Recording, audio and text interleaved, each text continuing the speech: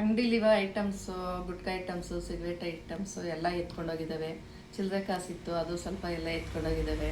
ಅಂಗಡೀಲಿ ಅರ್ಧಬರ್ಧ ಅಂಗಡಿ ಓಪನ್ ಮಾಡಿ ಮುಗ್ಗಿ ಎಲ್ಲ ಸಾಮಾನೆಲ್ಲ ಎತ್ಕೊಂಡೋಗಿದ್ದಾವೆ. ಗುಟ್ಕಾ ಸಿಗರೇಟು ಒಂದು 25,000 ರೂಪಾಯಿದಿತ್ತು, ಎಲ್ಲ ಹೊಸ್ದಾಗಿ ತೊಗೊಂಬಂದು ಇಟ್ಟಿದ್ವಿ, ಎಲ್ಲ ಎತ್ಕೊಂಡೋಗಿದ್ದಾವೆ ಸರ್. ಬೇರೆ ಇನ್ನೇನು ಕ್ಯಾಶ್ ಏನಾದರೂ ಹೋಗಿದೆಯಾ? ಕ್ಯಾಶು ಒಂದು 3-4 ಸಾವಿರ ರೂಪಾಯಿ ಕ್ಯಾಶ್ ಹೋಗಿದೆ ಸರ್. ಪೊಲೀಸ್ನವ್ರು ಬಂದಿದ್ರಾ? ಪೊಲೀಸ್ನವ್ರು ಬಂದಿದ್ದು ಸರ್, ಬೆಳಗ್ಗೆನೇ ಬಂದು ಹೋಗಿದ್ದಾರೆ. ಇವಾಗ ಯಾವ ಏರಿಯಾ ಇದು?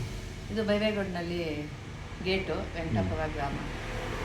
ನಿಮ್ಮ ಹೆಸರು? ತಾಲೂಕು. ನನ್ನ ಹೆಸರು ಸರೋಜಮ್ಮ.